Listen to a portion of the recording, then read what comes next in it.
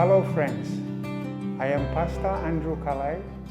I am the Faith and Development Coordinator.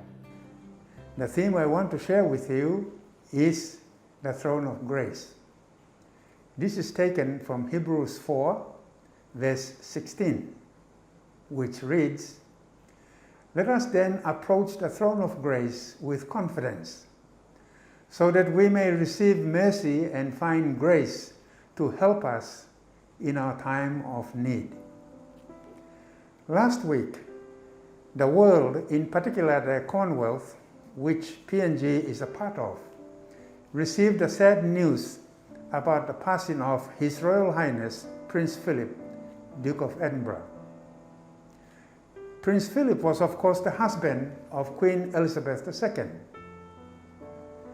2 days after the prince's passing, BBC televised a program depicting the life of the prince. One of the shots they showed was that of the Queen's coronation in 1953, held in Westminster Abbey, London.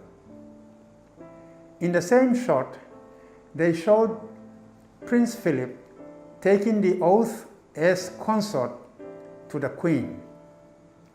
In plain man's language, the prince promised to take care of the Queen, his esteemed wife, with his life and to support her in her royal duties. Now, the wooden chair on which the Queen sat is called a coronation chair. That chair has been used for several centuries and is used for one purpose only: coronation of kings and queens. It is expected that next time the coronation chair is used will be when Prince Charles succeeds her mother as king. But I want to tell you this: we have something greater than the coronation chair of the British monarch, the throne of grace. The message from the book of Hebrews is for all believers to approach the throne of grace. The throne of grace referred to here is a spiritual one, unlike the coronation chair used by the Queen. I believe the writer to the Hebrews was reflecting on the curtain in the Jerusalem temple between the holy place and the most holy place, the part of the temple into which ordinary people could not enter, for that was the area into which only the priests could enter. The curtain was torn from top to bottom when Jesus died on the cross, as per the synoptic gospel records of Matthew, Mark, and Luke. Mark 15 verse 38 tells us the curtain of the temple was torn from top to bottom. So in relation to Hebrews 4 verse 16, I raise 3 questions. 1, how do we approach the throne of grace? Well, the scriptures tell us with confidence. No need to be afraid or nervous. Second question, why should we approach the throne of grace? The scripture tells us to receive mercy.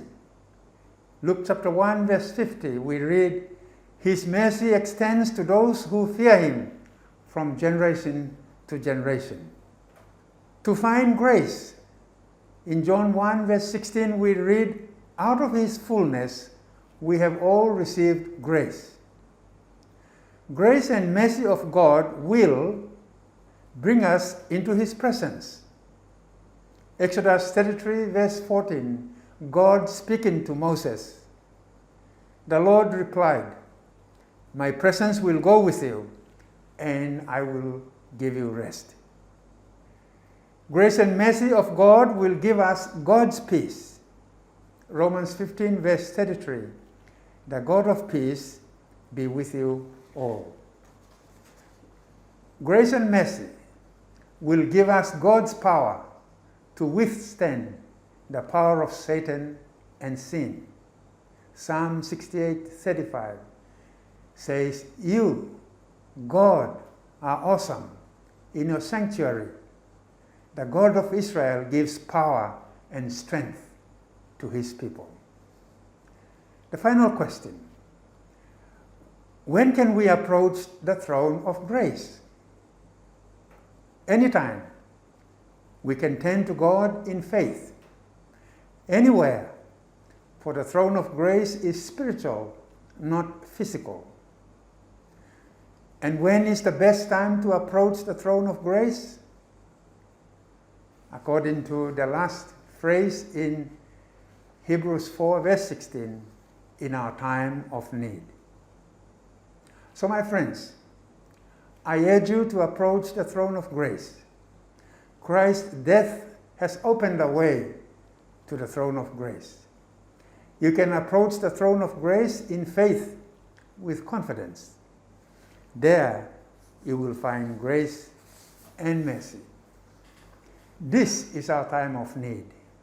In the midst of COVID-19 infected world, this is therefore the right time to approach the throne of grace. God bless you.